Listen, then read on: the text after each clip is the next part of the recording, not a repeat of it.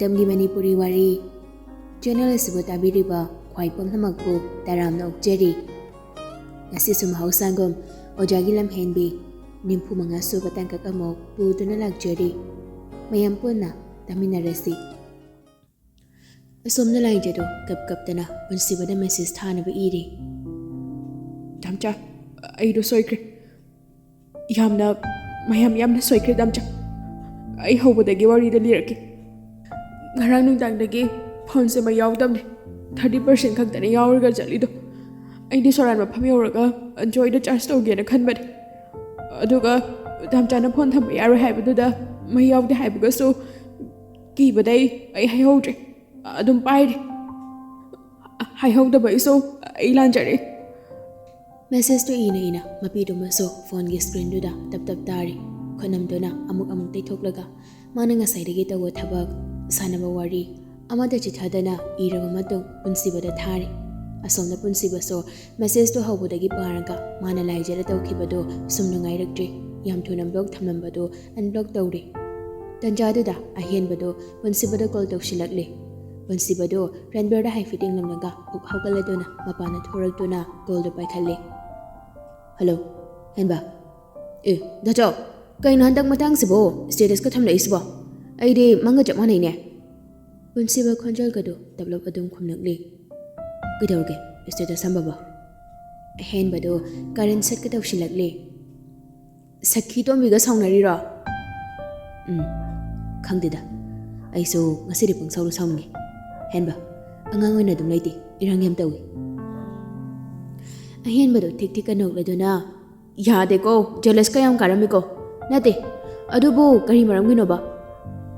punsiba sumana chummaga sadana ahenbada samapa wari liramle wari du taraga ahenbado amuki henna no khalakle punsibado khanglaudum law khalakle henba nang namai kai ni mina somno sawi kansida naya yi galadana ahenba sunokpado japlip laduna oho dachau jealous ku ka do hen maleba sakhi tombido laisabi pharakpada ngairi adugumba mayam thiknarkini nupa koinarambsu nataba kon phengbada kitang nokminaruba gibo adumaina sawhawna deda angang do sengbo haijari dana laijana ka to karan ke sundaram loiko yam pakha jawar kana dachau yam pakte ko lim liba khulim na lem duga punsibadu mana tawrido henman laida khanjiladuna dominile ahenbaso makha tarakle dachau angang do jamaya sida laik pa ba dana mathabak ni ko sawi ba khusaw do henmale maso dachau ki bagine chakphok chadana chelai doni punsibadu satkhumnakle aduso nupaga mangtharaga jangminaraini akhoi da jawsade itha thajadana khambal khuchaw sade mai tare he tanjaduda laijedo ahenbada message thajilakle ahenbado sms lakbagi ring makholduda manakongdagi phone do salok thoraklaga sms to yengladuna nokfet tawduna dachau laijege phaima ma pisale he amta pakhige ai thamlage henba hoi dachau punsibal su phone thamlaga imungda prapra changnakle ningai dana tamliba ranberda haifet yengladuna phamung machiduda mu phamthai masadu da phum khangde direct pa basu yade phone do koyot olagale whatsapp changlaga laijege la sendo haifet yengladuna phamung da long tum thai asomda gi laijede ahenbada kapkaptana thamoi sokna wakat payamba wakatle ahenba sunok nokdana laijabu themjinbiri asomna namitu mahawkre mathangi numit ni punsibado asangwado ngarang laijege message to paraga kitang phakrawani adubu mahausango pung marida laijabu hodok pirakpado ngasidi shawi pani haiduna hodok piraktre nungti hogat pamatam oibaduda laijaso mit single punsibana saunga leibaduda danbaga phawkidre phok haugalanga mangi tofam thokpa routine dudi kaitana tawri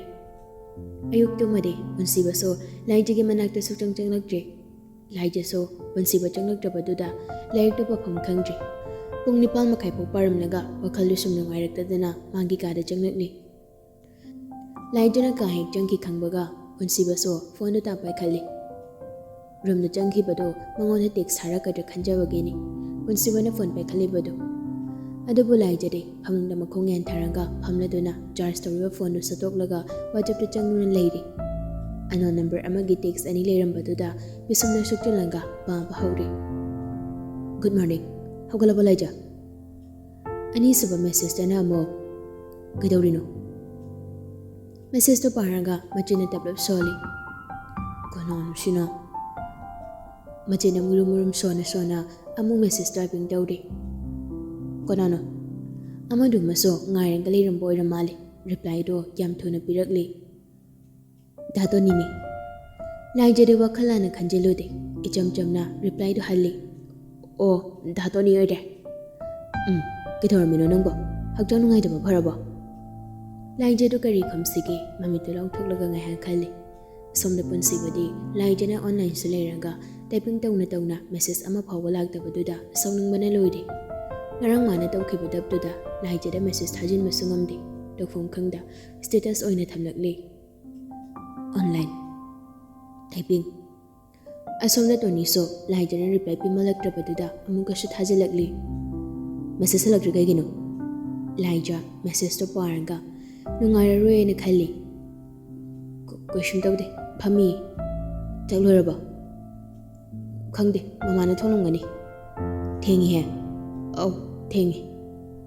ꯑꯁꯣꯝꯗ ꯄꯨꯟꯁꯤꯕꯗꯨ ꯂꯥꯏꯖꯅ typing ꯇꯧꯕ ꯁꯨꯝ ꯎꯔꯒ ꯃꯁꯥꯗꯨ ꯂꯩꯕ ꯌꯥꯔꯛꯇ꯭ꯔ ꯃꯥꯜꯂꯤ ꯇꯨꯝꯂꯝꯕꯗꯨ ꯐꯨꯛ ꯍꯧꯒꯠꯂꯒ ꯌꯥꯝ ꯐꯤꯡꯅ ꯀꯥꯗꯒꯤ ꯊꯣꯔꯛꯂꯒ ꯂꯥꯏꯖꯒꯤ ꯔꯨꯝꯗ ꯆꯪꯂꯛꯂꯤ ꯑꯗꯨꯒ ꯂꯥꯏꯖꯅ ꯄꯥꯏꯔꯤꯕ ꯐꯣꯟꯗꯨ ꯇꯥꯞ ꯃꯨꯜꯂꯤ ꯂꯥꯏꯖꯁꯨ ꯐ꯭ꯔꯤꯡ ꯆꯣꯡꯈꯠꯂꯤ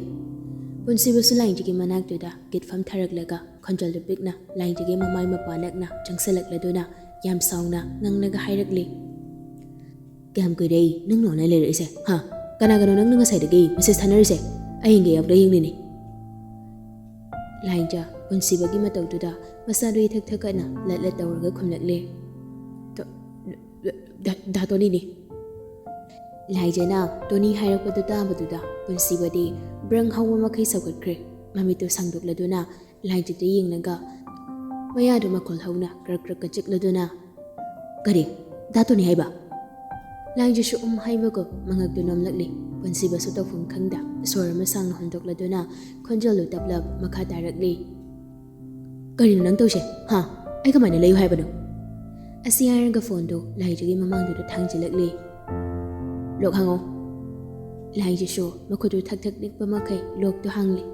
ꯄꯨꯟꯁꯤꯕꯁꯨ ꯌꯥꯝ ꯊꯨꯅ ꯋꯥꯆꯞꯇ ꯆꯪꯂꯗꯨꯅ ꯃꯦꯁꯦꯖꯇꯨ ꯖꯔ ꯄꯥꯏ ꯅꯨꯄꯥ ꯑꯃꯠꯇꯒ ꯀꯧꯅꯕ ꯅꯣꯛꯃꯤꯟꯅꯕ ꯆꯠꯃꯤꯟꯅꯕ ꯐꯥꯎꯕ ꯁꯥꯎꯕꯗ ꯃꯩ ꯍꯧꯕ ꯄꯨꯟꯁꯤꯕꯗꯨ ꯂꯥꯏꯖꯅ ꯇꯣꯅꯤꯒ ꯃꯦꯁꯦꯖ ꯊꯥꯅꯔꯒ ꯂꯩꯔꯝꯕꯗꯨꯗꯗꯤ ꯑꯁꯥꯎꯕꯅ ꯃꯁꯥ ꯄꯨꯝꯕꯗꯨ ꯕ꯭ꯔꯪ ꯁꯥꯒꯠꯂꯛꯄꯒꯨꯝ ꯇꯧꯔꯤ ꯉꯥꯏꯍꯥꯛꯇꯪꯗꯨꯗ ꯃꯥꯒꯤ ꯑꯁꯥꯎꯕꯗꯨ ꯐꯥꯊꯖꯕ ꯉꯝꯗ꯭ꯔꯦ ꯑꯁꯥꯎꯕꯗꯨ ꯇꯩꯅꯐꯝ ꯈꯪꯗ ꯃꯈꯥ ꯆꯤꯛꯂꯗꯨꯅ ꯃꯃꯤꯠꯇꯨ ꯉꯥꯡꯁꯪ ꯉꯥꯡꯂꯒ ꯐꯣꯟꯗꯨ ꯐꯃꯨꯡꯗ ꯂꯥꯛꯇꯅ ꯂꯪꯁꯤꯜꯂꯝꯂꯒ ꯃꯈꯨꯠꯇꯨꯅ ꯃꯀꯣꯛꯇꯨꯗ ꯄꯥꯏꯔꯒ ꯑꯩ ꯀꯣ ꯂꯥꯏꯖ ꯃꯃꯤꯠꯇꯨ ꯎꯏꯁꯜꯂꯗꯨꯅ ꯌꯥꯝ ꯀꯤꯅ ꯑꯩꯅ ꯊꯥꯕ ꯅꯠꯇꯦ ꯗꯥꯝꯆꯥ ꯄꯨꯟꯁꯤꯕꯗꯨ ꯃꯈꯨꯠ ꯈꯨꯗꯣꯝꯕꯤꯗꯨꯅ ꯂꯥꯏꯖꯒꯤ ꯃꯃꯤꯠ ꯃꯄꯥꯗꯨꯗ ꯊꯤꯜꯂꯗꯨꯅ ꯅꯪ ꯋꯥ ꯉꯥꯡꯂꯛꯀꯅꯨ ꯑꯩ ꯇꯥꯅꯤꯡꯗꯤꯌꯦ ꯑꯁꯤ ꯍꯥꯏꯔꯒ ꯄꯨꯟꯁꯤꯕꯗꯨ ꯐꯨꯛ ꯍꯧꯒꯠꯂꯤ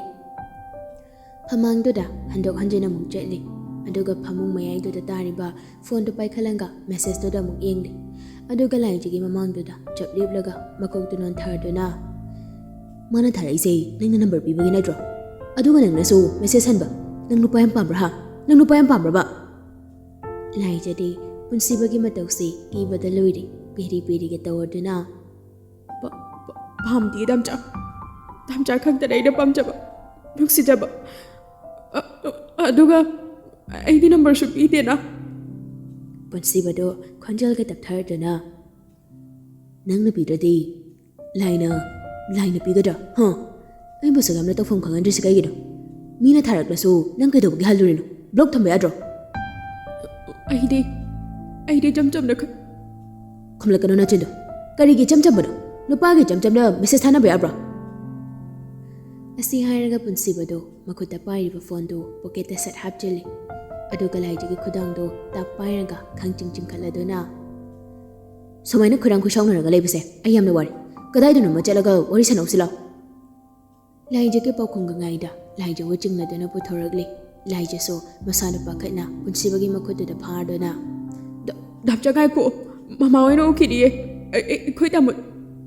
ꯄꯨꯟꯁꯤꯕꯗꯨ ꯑꯁꯥꯎꯕꯒꯤ ꯃꯌꯥꯏꯅ ꯉꯥꯏꯍꯥꯛꯇꯪꯗꯨꯗ ꯑꯐ ꯐꯠꯇ ꯀꯩꯝꯇ ꯈꯟꯊꯍꯧꯗ꯭ꯔꯤ ꯂꯥꯏꯖꯅ ꯃꯃꯥ ꯄꯜꯂꯛꯂꯒ ꯒ꯭ꯌꯥꯟ ꯈꯪꯇꯥ ꯇꯥꯏ ꯂꯥꯏꯖꯒꯤ ꯄꯥꯏꯔꯤꯕ ꯃꯈꯨꯠꯇꯨ ꯈꯪꯇꯥ ꯊꯥꯗꯣꯛꯂꯤ ꯂꯥꯏꯖꯁꯨ ꯈꯪꯕ꯭ꯔꯥ ꯈꯪꯉꯤ ꯆꯠꯂꯝꯕꯗꯨ ꯆꯞ ꯂꯦꯞꯂꯤ ꯄꯨꯟꯁꯤꯕꯁꯨ ꯂꯥꯏꯖꯗ ꯍꯥꯏꯐꯦꯠ ꯌꯦꯡꯂꯗꯨꯅ ꯅꯃꯥꯏꯗ ꯅꯄꯤ ꯇꯩꯔꯤꯗꯣ ꯑꯝꯇ ꯇꯩꯊꯣꯛꯑꯝꯃꯨ ꯔꯟꯕꯤꯔ ꯁ꯭ꯀꯨꯜ ꯆꯠꯈ꯭ꯔꯦ ꯑꯩ ꯏꯃꯥꯗ ꯐꯖꯅ ꯍꯥꯏꯅꯔꯨꯈꯤꯒꯦ ꯑꯁꯤ ꯍꯥꯏꯔꯒ ꯄꯨꯟꯁꯤꯕꯗꯨ ꯁ꯭ꯇꯤꯌꯔꯗꯨ ꯌꯥꯝ ꯊꯨꯅ ꯀꯨꯝꯊꯈꯤ ꯂꯥꯏꯖꯁꯨ ꯃꯈꯨꯠꯇꯨꯅ ꯃꯔꯥꯏꯕꯛꯇꯨꯗ ꯐꯠ ꯊꯥꯖꯤꯜꯂꯗꯨꯅ ꯀꯩꯅꯣꯕ ꯑꯩꯉꯣꯟꯗ ꯉꯁꯤ ꯉꯔꯥꯡ ꯇꯧꯔꯤꯁꯤꯕꯣ ꯑꯩꯕꯨ ꯑꯁꯦꯡꯕꯒꯤ ꯗꯥꯝꯆꯥꯒ ꯀꯥꯏꯅꯔꯗ꯭ꯔꯣ ꯃꯗꯨꯏ ꯗꯥꯇꯣꯅꯤꯗꯨꯁꯨꯅꯦ ꯀꯩꯗꯧꯕꯒꯤ ꯃꯦꯁꯦꯖ ꯊꯥꯔꯛꯏꯅꯣ ꯈꯪꯗꯦꯕ ꯌꯨꯝ ꯃꯩ ꯆꯥꯛꯂꯤꯉꯩꯁꯤꯗ ꯏꯀꯪ ꯍꯨꯝꯖꯤꯜꯂꯛꯄꯒ ꯆꯞ ꯍꯦꯛ ꯃꯥꯟꯅꯈ꯭ꯔꯦꯕ ꯋꯥꯍꯩꯁꯦ ꯍꯥꯏꯔꯒ ꯃꯈꯥꯗ ꯇꯞꯅ ꯀꯨꯝꯊꯈ꯭ꯔꯤ ꯄꯨꯟꯁꯤꯕꯁꯨ ꯊꯕꯥꯗ ꯍꯥꯏꯔꯝꯂꯒ ꯌꯥꯝ ꯐꯤꯡꯅ ꯊꯣꯔꯛꯂꯤ ꯂꯥꯏꯖꯒꯤ ꯃꯃꯥꯡꯗꯨꯗ ꯆꯞ ꯂꯦꯞꯂꯗꯨꯅ ꯑꯩꯅ ꯅꯃꯩꯗꯣ ꯇꯩꯊꯣꯛꯑꯝꯃꯣꯅ ꯍꯥꯏꯔꯒ ꯇꯩꯊꯣꯛꯑꯝꯗꯕ ꯆꯠꯂꯣ ꯒꯥꯔꯤ ꯑꯆꯧꯕꯗ ꯀꯥꯔꯝꯃꯣ ꯑꯩ ꯈꯪꯒ꯭ꯔꯥꯎꯁꯦ ꯑꯝꯇ ꯍꯣꯡꯗꯣꯛꯈꯤꯒꯦ ꯂꯥꯏꯖꯁꯨ ꯌꯥꯝ ꯀꯤꯅ ꯃꯃꯥꯏꯗꯨ ꯃꯈꯨꯠꯇꯨꯅ ꯁꯠ ꯍꯟꯊꯣꯛꯂꯗꯨꯅ ꯍꯣꯏ ꯃꯄꯥꯅ ꯌꯥꯝ ꯊꯨꯅ ꯊꯣꯛꯈ꯭ꯔꯤ ꯄꯨꯟꯁꯤꯕꯁꯨ ꯌꯥꯝ ꯊꯨꯅ ꯈꯪꯒ꯭ꯔꯥꯎꯗꯨ ꯍꯣꯡꯗꯣꯛꯂꯒ ꯊꯣꯔꯛꯂꯤ ꯂꯥꯏꯖꯁꯨ ꯒꯥꯔꯤ ꯇꯣꯡꯗꯨꯅ ꯂꯩꯔꯝꯂꯤ ꯄꯨꯟꯁꯤꯕꯁꯨ ꯂꯥꯏꯖꯗ ꯋꯥ ꯑꯝꯇ ꯍꯥꯏꯗꯕꯤ ꯒꯥꯔꯤꯗꯨ ꯌꯥꯝ ꯊꯨꯅ ꯊꯧꯕ ꯍꯧꯔꯤ ꯂꯥꯏꯖꯁꯨ ꯄꯨꯟꯁꯤꯕꯒꯤ ꯃꯑꯣꯡꯁꯤꯗ ꯀꯤꯃꯟꯗꯅ ꯀꯗꯥꯏꯗꯅꯣ ꯍꯥꯏꯕ ꯐꯥꯎꯕ ꯉꯝꯖꯗ꯭ꯔꯤ ꯒꯥꯔꯤꯗꯨ ꯊꯧꯅ ꯊꯧꯅ ꯄꯨꯟꯁꯤꯕ ꯂꯥꯏꯖꯗ ꯐꯣꯟꯗꯨ ꯄꯤꯔꯒ ꯔꯟꯕꯤꯔꯗ ꯀꯣꯜ ꯇꯧ ꯂꯥꯏꯖ ꯐꯣꯟꯗꯨ ꯂꯧꯔꯗꯨꯅ ꯔꯟꯕꯤꯔꯗ ꯀꯣꯜ ꯇꯧꯔꯤ ꯔꯟꯕꯤꯔꯁꯨ ꯄꯥꯏꯈꯠꯂꯛꯂꯤ ꯍꯜꯂꯣ ꯔꯟꯕꯤꯔ ꯇꯥꯏꯌꯦ ꯏꯇꯥꯎ ꯄꯨꯟꯁꯤꯕꯗꯨ ꯑꯁꯥꯎꯕ ꯄꯨꯝꯕ ꯐꯥꯊꯔꯒ ꯌꯥꯝ ꯆꯅꯤꯡ ꯇꯥꯅ ꯍꯥꯏꯔꯛꯏ ꯑꯍꯦꯟꯕꯅ ꯁ꯭ꯀꯨꯜ ꯑꯇꯣꯞꯄꯗꯒꯤ ꯀꯣꯏꯁꯟ ꯈꯔ ꯀꯔꯦꯛꯁꯟ ꯇꯧꯔꯒ ꯊꯝꯃꯦꯅ ꯉꯁꯤ ꯂꯧꯔꯨ ꯂꯥꯛꯑꯣꯅ ꯍꯥꯏꯔꯛꯏ ꯑꯗꯨꯒꯤ ꯑꯩ ꯌꯨꯝꯂꯣꯝꯗ ꯆꯠꯂꯦ ꯍꯣꯏꯅꯦ ꯌꯥꯝ ꯐꯔꯦꯅꯦ ꯄꯨꯟꯁꯤꯕꯗꯨ ꯂꯥꯏꯖꯗ ꯑꯃꯨꯛ ꯌꯦꯡꯂꯗꯨꯅ ꯑꯩ ꯏꯊꯟꯗ ꯆꯠꯄꯗꯨ ꯅꯨꯡꯉꯥꯏꯇ꯭ꯔꯦꯅ ꯂꯥꯏꯖꯁꯨ ꯀꯣꯏꯕ ꯑꯣꯏꯅ ꯄꯨꯕꯤꯔꯦ ꯔꯟꯕꯤꯔꯁꯨ ꯏꯆꯝ ꯆꯝꯅ ꯁꯨꯝ ꯈꯨꯝꯂꯛꯂꯤ ꯍꯣꯏ ꯏꯇꯥꯎ ꯕꯦꯝꯃꯗꯣ ꯌꯥꯝ ꯄꯪꯕꯅꯦ ꯅꯃꯤꯠ ꯅꯅꯥ ꯁꯤꯡꯉꯨ ꯑꯃꯨꯛ ꯂꯝꯃꯥꯡꯅꯈꯤꯅꯤꯀꯣ ꯍꯣꯏ ꯀꯩꯁꯨ ꯇꯧꯔꯣꯏꯗ ꯑꯩ ꯒꯥꯔꯤ ꯊꯧꯔꯤ ꯊꯝꯃꯒꯦꯀꯣ ꯊꯝꯃꯣ ꯄꯨꯟꯁꯤꯕꯗꯨ ꯂꯥꯏꯖꯗ ꯐꯣꯟꯗꯨ ꯊꯝꯃꯨ ꯍꯥꯏꯕꯒꯨꯝ ꯃꯉꯛꯇꯨ ꯑꯃꯨꯛꯇꯪ ꯏꯜꯂꯝꯂꯒ ꯃꯃꯥꯏꯗꯨ ꯂꯩꯊꯣꯛꯈ꯭ꯔꯤ ꯂꯥꯏꯖꯁꯨ ꯐꯣꯟꯗꯨ ꯀꯛꯂꯗꯨꯅ ꯇꯍꯥ ꯍꯥꯏꯔꯛꯂꯤ ꯗꯥꯝꯆꯥ ꯑꯁꯦꯡꯃꯛꯀꯤ ꯗꯥꯍꯦꯟꯕꯣꯏꯗ ꯆꯠꯇꯣꯏꯔꯣ ꯄꯨꯟꯁꯤꯕꯗꯨ ꯈꯨꯝꯂꯛꯇ꯭ꯔꯤ ꯃꯥꯒꯤ ꯒꯥꯔꯤ ꯊꯧꯐꯝ ꯊꯣꯛꯄꯗꯨ ꯊꯧꯔꯤ ꯂꯥꯏꯖꯁꯨ ꯑꯃꯨꯛꯀ ꯀꯧꯔꯛꯂꯤ ꯗꯥꯝꯆꯥꯎ ꯄꯨꯟꯁꯤꯕ ꯈꯨꯝꯕꯗꯤ ꯂꯥꯏꯔꯗꯅ ꯍꯟꯅ ꯐꯥꯎꯕ ꯌꯦꯡꯕꯤꯔꯛꯇ꯭ꯔꯤ ꯂꯥꯏꯖꯁꯨ ꯍꯟꯗꯛꯇꯤ ꯃꯃꯥꯏꯗꯨ ꯂꯨꯛꯊꯔꯒ ꯇꯨꯃꯤꯟꯅ ꯐꯝꯈ꯭ꯔꯤ ꯑꯅꯤꯗꯨ ꯇꯨꯃꯤꯟ ꯂꯩꯅꯩ ꯋꯥꯔꯤ ꯑꯃ ꯐꯥꯎꯕ ꯁꯥꯟꯅꯗꯦ ꯑꯁꯨꯝꯅ ꯂꯥꯛꯄꯅ ꯅꯨꯔꯩ ꯍꯣꯇꯦꯜꯒꯤ ꯒꯦꯠ ꯃꯃꯥꯡꯗ ꯒꯥꯔꯤꯗꯨ ꯈꯥꯝꯂꯤ ꯑꯗꯨꯒ ꯄꯨꯟꯁꯤꯕꯗꯨ ꯒꯥꯔꯤꯗꯒꯤ ꯁꯠ ꯀꯨꯝꯊꯔꯒ ꯃꯀꯣꯛꯇꯨ ꯂꯨꯛꯊꯔꯗꯨꯅ ꯂꯥꯏꯖꯗ ꯌꯦꯡꯂꯒ ꯉꯥꯏꯈꯣ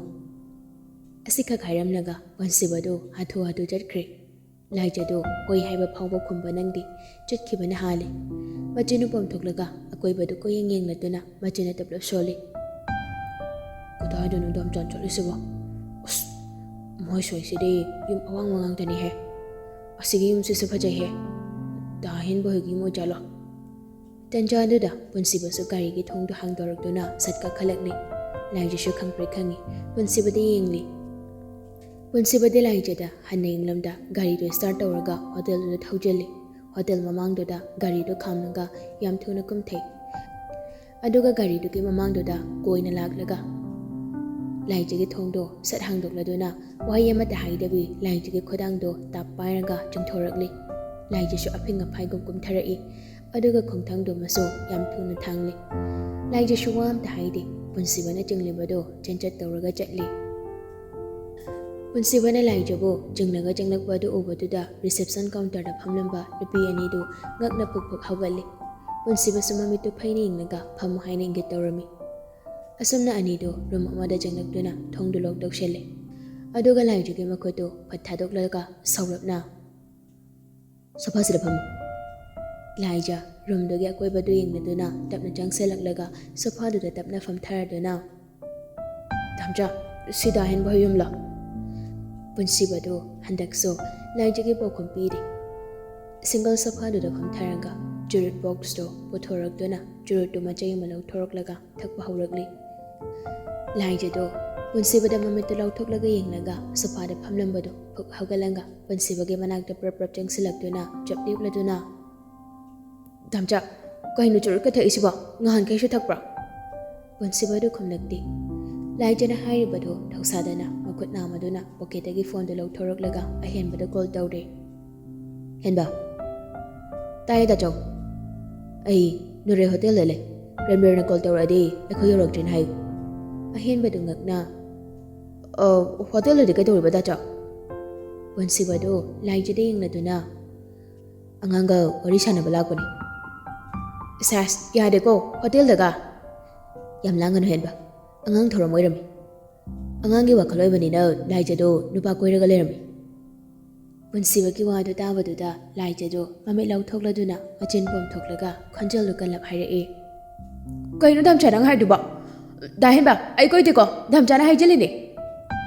อาศัยไม่รู้ตาจ้ะสักทีต้องมีโบนูปากคุยเรื่องไม่ให้หรอเมสเซจท่านอะไรกันเลยมีเห็นว่าสุดท้ายจะดีพากีดมตาทรักลีโอ้ยเดี๋ยวดูคิดงังบิรันวิอาริกันตัวเราตาจ้ะถ้าจะตระกันเนอะทำไมอะดิอาศัยให้เราโฟนดูเสร็จก็เทลีวันสิวันนั้นเห็นมาดูกอลกันตัวเราให้คิดว่าดูดาไล่จะดูมาปีระเจริญดูนะมาขาดนิ่งข้างกับพมนังก็มาสานดูในโซฟาดูดางารับตัวเราก็วันสิวันกี้คุดตัวยามกินไปรักลีไล่จะนึกคุดไปรักว่าดูดาวันสิวันสุขขังกันกันทุกแล้วดูนะไปรักกันเนอะไล่จะดูยามกินนะคนจะรู้ตับลับให้รักลีดำจ้าดังก็ดูไปเดี๋ยวตัวไอ้ลานจัดได้ปะไอ้นูปากคุยได้ปะเดี๋ยวดำจ้าวันสิวันดูคำนักตีอาหารมาจุรุตุทักไปเลยบุกะอามามุกหลักทุกแล้วก็ทักไปหากลักลีไล่จะชุบวันสิวันกี้คุดตัวอามุกก็ตับลับไปดูนะปีรีดำจ้าจุรุตุทักก็ดูหักจังสุกนี่เองวันสิวันสู้ยานุงเด็กไม่คุดมาเสร็จกำทุกแล้วก็มามีตัวไล่จะได้ยิงนักยามองหาดนะเสร็จให้รักลี first time นี่อดูสู้นั่งนักกันคิดว่านี่สุกุยบมาดำสิไอ้สมัยนั้นว่าขลัวบ่เลยตาตะบังตะตะรกจีอดูบนังนั้นไอ้วัสุกรรมนว่าฮัลลิสกายกันว่าพมารังขังตะบัวขังสิว่าท้าพมทีรักวันนี้นั่งว่าวิวให้ดีไล่จะดูปุ่นสิบกิมคุดน้ำมาดูเห็นเจนับไปสิลักเลยก็ฮิกกับละตัวน่ะไอ้ลานจัดได้ปะเนี่ยดำจ้าไอ้นูปากคุยได้ปะปุ่นสิบดูไล่จะได้ยิงละตัวน่ะงังสังงังละประมาณมิดอันนี้ตัวตะกี้มาตรงมันแต่น่ะอีท่านท่าจะได้แบบปีรังดูขจายอันนี้ตัวเดเจนทารักเลยอดูก็สอดช่างหอละตัวน่ะคุยได้ละก็กะริกินนังเด้อแม่เสียสลัมเลยดิไล่จะดูมาไม่ดูหันกันลักเลยก็ปุ่นสิบได้ยิงละตัวน่ะไอ้ดิบุ้งไล่จะได้ให้บัวดูพาวบอลเลยพาดยังไงวันสิบดูไล่จะกินมาคุยทุกันทุกละดูนะมาคุยน้ำมาดูนะไล่จะกินเล่นจุ่มเดือดไปรังกะขังเงินอินทุกละกะยำซองให้ได้อีกันอะไรบุ้งตอนนี้เกี่ยจะรู้งานรังกิดูไอ้ชาวพรำเลยบ้านี่อดูกันงาสีน้าบัวนูปากกันไม่เสียสถานะรำบะนั่งเกี่ยปามบัดไอ้เยลนั่งน่าจะหนึ่งบัลลังก์บิดจัดครูนูปากคุยเนื้อเกล้านั่งยุ่งปัดเกล้านั่งทุกปัดเอาครูไล่จะชุบวันสิบนะอิเล็กบัดดูดามาขาดเงี้ยพัมเลยวันสิบโซทักลำมาจุดตัวมาขาดปบทันเดรังกามาคงตัวน่ะสุรในรังกาไม่ดงมาทัดเลยอดูกันมาคุดตัวน่ะมามิดอันนี้ตัวน่ะกันน่ะนำสิลังกามาคุกตัวนอนทารังกาเลยไล่จะช่วยหันไปเลยดิแต่น่ะเขากลักลักกาคุรุคุดกุลละตัวน่ะวันสิบกี้มามังดูดจังสันตัวน่ะวันสิบน่ะมามิดแต่นำสิเลยบ่มาคุดตัวน่ะแต่น่ะปายตัวน่ะกับลีอุยนรับหายรักลีดามเจ้าโอจ้าโฮโมยเจ้านั่งดูมาอิงเต้าหนูบ้าเสร็จไอ้เชียงวินูปากคุยเดี๋ยวบ้าไอ้มาท่าจะบิวไอ้เนี่ยกับก็ให้เชโอจานะสุดท่าจะเดี๋ยวไอ้ก็มาอิงเต้าให้บ้าตัวดามจ้าว่าสาวระยามท่าจะดับระไอ้นูปากคุยเดี๋ยวนึกว่าสักแค่เสร็จก็เรียกว่าไอ้ดาวนูปากคุยรำละบ้าไอ้ไหลก็ให้แต่น้ำบางบ่อยกี่อีมาก็มีเงาจ่าสิบ่อยกี่อาเซียงบ้าไอ้นูปากคุยได้บ้าวันสิบสมัครน้ำมาตัวน่ะไล่จะกินมาคุยกันทุกเลยอดูกันมาจนโตให้เฟซจริงแล้วก็นกเฟซเตอรีไล่จะโตหันดักที่ข้างบังงำเล็กจีมาไม่ดูลูกท่าระตัวน่ะแต่หน้าเขาก็เล็กแล้วก็มาคุยตัวน่ะมาจนโตมันสิแล้วก็วาชรูมเล็กให้น่ะเจนสินครีวันสิบโซไล่จะดังงักนิ่งตัวน่ะเลยเขาดิไล่จะทงตัวให้ตัวบอยลอกตัวสิแล้วก็มากอกตัวทงตัวดังงาทารังก็มาขาดดังเอกฟัมแล้วตัวน่ะเฮกกับแล้วก็มาจนอยู่ตาแต่ปรับโซลีไอ้นูปากคุยดีไอ้น่าสุภาพจะได้คุยได้หรอก็ทำจานท่าจะได้สิไอ้กินไอ้แกต้องให้บ้าตัวสักแก้วนึกว่าสักภาษาพาวไอ้ไม่ท่าจะบิดเด็ด ꯑꯁꯣꯝꯗ ꯄꯨꯟꯁꯤꯕꯁꯨ ꯃꯄꯤꯗꯨ ꯁꯠ ꯇꯩꯊꯣꯛꯂꯗꯨꯅ ꯇꯦꯕꯜ ꯃꯊꯛꯇ ꯂꯩꯔꯤꯕ ꯆꯨꯔꯨꯠꯇꯨ ꯑꯃꯃꯨꯛ ꯂꯧꯔꯒ ꯊꯛꯄ ꯍꯧꯔꯤ꯫ ꯇꯟꯖꯥꯗꯨꯗ ꯃꯩꯗꯨꯃꯁꯨ ꯃꯨꯠꯈ꯭ꯔꯦ꯫ ꯃꯩ ꯃꯨꯠꯈꯤꯕꯗꯨꯗ ꯂꯥꯏꯖꯁꯨ ꯀꯞꯂꯝꯕꯗꯨ ꯆꯞ ꯂꯦꯞꯂꯤ꯫ ꯑꯗꯨꯒ ꯑꯃꯨꯛ ꯃꯔꯛꯇꯨꯗ ꯃꯃꯤꯠꯇꯨ ꯀ꯭ꯔꯣꯛ ꯀ꯭ꯔꯣꯛ ꯑꯣꯠꯂꯒ ꯌꯥꯝ ꯀꯤꯅ ꯄꯨꯛ ꯍꯧꯒꯠꯂꯤ꯫ ꯑꯗꯨꯒ ꯊꯣꯡꯗꯨ ꯍꯥꯡꯗꯣꯛꯅꯕ ꯀꯟꯅ ꯍꯣꯠꯅꯩ꯫ ꯑꯗꯨꯕꯨ ꯍꯥꯡꯗꯣꯛꯄꯗꯤ ꯍꯩꯇ꯭ꯔꯤ꯫ ꯀꯤꯔꯤꯉꯩ ꯇꯟꯖꯥꯗꯨꯗ ꯋꯥꯁꯔꯨꯝ ꯃꯊꯛꯇꯨꯗ ꯁꯣꯔ ꯇꯧꯕꯒꯤ ꯃꯈꯣꯜꯗꯨꯃꯁꯨ ꯇꯥꯔꯛꯄꯒꯨꯝ ꯇꯧꯔꯤ꯫ ꯉꯥꯏꯍꯥꯛꯇꯪꯗꯨꯗ ꯈꯜꯂꯝꯕ ꯋꯥꯈꯜꯒ ꯄꯨꯡꯀꯥꯎ ꯀꯥꯎꯈ꯭ꯔꯦ꯫ ꯄꯦꯔꯤ ꯄꯦꯔꯤ ꯇꯧꯔꯒ ꯃꯈꯨꯠꯇꯨꯅ ꯊꯣꯡꯗꯣ ꯗ꯭ꯔꯪ ꯗ꯭ꯔꯪ ꯊꯤꯜꯂꯗꯨꯅ ꯄꯨꯟꯁꯤꯕꯕꯨ ꯀꯧꯔꯛꯂꯤ꯫ ꯙꯝꯆꯥꯎ! ꯙꯝꯆꯥꯎ! ꯊꯣꯡ ꯍꯥꯡ ꯌꯥꯗ꯭ꯔꯦ! ꯙꯝꯆꯥꯎ! ꯊꯣꯡ ꯍꯥꯡꯕ ꯌꯥꯗ꯭ꯔꯦ ꯍꯥꯏꯕꯅꯦ! ꯑꯁꯣꯝꯗ ꯄꯨꯟꯁꯤꯕꯁꯨ ꯆꯨꯔꯨꯠ ꯃꯆꯩꯗꯣ ꯆꯤꯡꯅ ꯃꯪꯂꯒ ꯂꯩꯔꯤꯉꯩꯗ ꯂꯥꯏꯖꯅ ꯀꯧꯔꯤꯕꯗꯨ ꯇꯥꯗ꯭ꯔꯦ꯫ ꯁꯣꯝꯗ ꯋꯥꯁꯔꯨꯝꯗ ꯂꯩꯔꯤꯕ ꯅꯨꯄꯤꯗꯨꯃꯗꯤ ꯄꯨꯟꯁꯤꯕꯅ ꯈꯨꯝꯂꯛꯇ꯭ꯔꯕꯗꯨꯗ ꯃꯇꯣꯝꯇ ꯂꯩꯍꯧꯔꯕ꯭ꯔꯥ ꯈꯟꯗꯨꯅ ꯃꯁꯥꯗꯨ ꯀꯤꯕꯗ ꯊꯛ ꯊꯛ ꯅꯤꯛꯂꯤ꯫ ꯄꯨꯟꯁꯤꯕꯁꯨ ꯊꯛꯂꯤꯕ ꯆꯨꯔꯨꯠ ꯃꯆꯩꯗꯨ ꯂꯣꯏꯔꯤ꯫ ꯃꯃꯥꯏꯗꯨ ꯁꯂꯩ ꯊꯣꯔꯛꯂꯒ ꯋꯥꯁꯔꯨꯝꯗ ꯌꯦꯡꯂꯗꯨꯅ ꯃꯆꯤꯟꯅ ꯇꯞꯅ ꯁꯣꯜꯂꯤ꯫ ꯀꯩꯅꯣ ꯍꯧꯖꯤꯛ ꯐꯥꯎꯕ ꯊꯣꯛꯂꯛꯇ꯭ꯔꯤꯁꯤꯕꯣ? ꯋꯥꯍꯩꯁꯦ ꯍꯥꯏꯔꯒ ꯄꯨꯟꯁꯤꯕꯁꯨ ꯄꯨꯛ ꯍꯧꯒꯠꯂꯗꯨꯅ ꯋꯥꯁꯔꯨꯝꯗ ꯄ꯭ꯔꯞ ꯆꯪꯁꯤꯜꯂꯛꯂꯤ꯫ ꯑꯗꯨꯒ ꯊꯣꯡꯗꯨꯗ ꯀꯣꯛ ꯀꯣꯛ ꯊꯤꯜꯂꯛꯂꯤ꯫ ꯑꯉꯥꯡ ꯃꯆꯧ ꯇꯥꯕ꯭ꯔꯣ? ꯂꯥꯏꯖ ꯄꯨꯟꯁꯤꯕꯒꯤ ꯈꯣꯟꯖꯦꯜꯗꯨ ꯇꯥꯕꯗ ꯃꯅꯨꯡꯗꯒꯤ ꯌꯥꯝ ꯄꯥꯈꯠꯅ ꯈꯨꯝꯂꯛꯏ꯫ ꯍꯥꯎ! ꯊꯣꯡ ꯍꯥꯡꯕ ꯍꯩꯇ꯭ꯔꯤ ꯑꯣꯖꯥ! ꯊꯣꯡ ꯍꯥꯡꯗꯣꯔꯛꯑꯣ! ꯄꯨꯟꯁꯤꯕꯁꯨ ꯌꯥꯝ ꯊꯨꯅ ꯊꯣꯡꯗꯨ ꯍꯥꯡꯗꯣꯔꯛꯂꯤ꯫ ꯂꯥꯏꯖꯗꯨ ꯃꯁꯝ ꯃꯅꯥꯏ ꯐꯥꯔꯒ ꯃꯃꯥꯏꯗꯨ ꯍꯨꯃꯥꯡ ꯉꯥꯛꯇ ꯀꯥꯔꯗꯨꯅ ꯌꯥꯝ ꯄꯥꯈꯠꯅ ꯂꯩꯔꯝꯕꯗꯨ ꯎꯕꯗ ꯄꯨꯟꯁꯤꯕꯗꯨ ꯂꯥꯏꯖꯕꯨ ꯈꯪꯅꯨꯡ ꯅꯨꯡꯁꯤꯔꯨꯔ ꯃꯥꯜꯂꯤ꯫ ꯃꯀꯣꯛꯇꯨ ꯍꯥꯏꯐꯦꯠ ꯆꯦꯞꯊꯔꯛꯂꯒ ꯂꯥꯏꯖꯒꯤ ꯃꯃꯥꯏꯗꯨꯗ ꯃꯨꯟꯅ ꯌꯦꯡꯂꯛꯂꯤ꯫ ꯂꯥꯏꯖꯁꯨ ꯋꯥꯁꯔꯨꯝ ꯃꯅꯨꯡꯗ ꯊꯣꯡ ꯍꯥꯡꯕ ꯌꯥꯗꯕꯗꯒꯤ ꯄꯥꯈꯠꯈꯤꯕꯗꯨꯒ ꯑꯗꯨꯗꯒꯤ ꯃꯩ ꯃꯨꯠꯈꯤꯕꯒꯤ ꯀꯤꯅ ꯂꯩꯔꯨꯔꯒ ꯄꯨꯟꯁꯤꯕꯅ ꯊꯣꯡ ꯍꯥꯡꯗꯣꯛꯂꯒ ꯃꯥꯒꯤ ꯃꯃꯥꯡꯗ ꯂꯦꯞꯄꯗꯨꯗ ꯃꯕꯨꯛꯅꯤꯡꯗꯨ ꯈꯪꯅꯨꯡ ꯅꯨꯡꯁꯤꯔꯛꯇꯨꯅ ꯈꯣꯟꯖꯦꯜ ꯊꯣꯛꯅ ꯈꯪꯀꯞ ꯀꯞꯊꯣꯔꯛꯂꯤ꯫ ꯄꯨꯟꯁꯤꯕꯁꯨ ꯂꯥꯏꯖꯒꯤ ꯑꯗꯨꯒꯨꯝꯕ ꯃꯇꯧꯗꯨꯗ ꯁꯥꯎꯅꯤꯡꯕ ꯄꯨꯝꯕꯗꯨ ꯀꯥꯎꯊꯣꯛꯈ꯭ꯔꯦ꯫ ꯂꯥꯏꯖꯒꯤ ꯃꯀꯣꯛꯇꯨ ꯄꯥꯏꯔꯗꯨꯅ ꯈꯪꯆꯤꯡ ꯆꯤꯡꯁꯤꯜꯂꯒ ꯃꯊꯥꯗ ꯆꯤꯖꯦꯠ ꯀꯣꯟꯁꯤꯟꯕꯤꯔꯛꯂꯤ꯫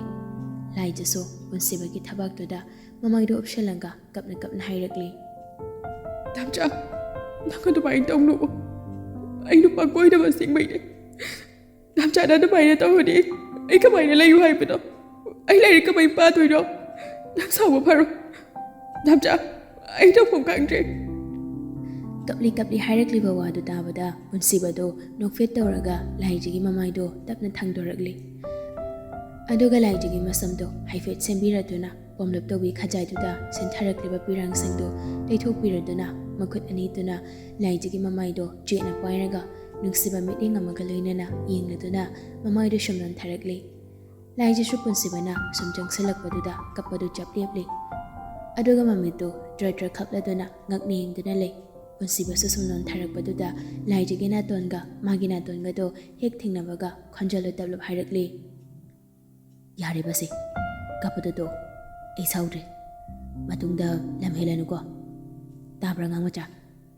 ꯋꯥꯍꯩꯁꯦ ꯍꯥꯏꯔꯒ ꯄꯨꯟꯁꯤꯕꯗꯨ ꯁꯣꯔ ꯑꯃ ꯁꯥꯡꯅ ꯍꯣꯟꯗꯣꯛꯂꯗꯨꯅ ꯂꯥꯏꯖꯕꯨ ꯀꯣꯟꯁꯤꯟꯕꯤꯔꯤ꯫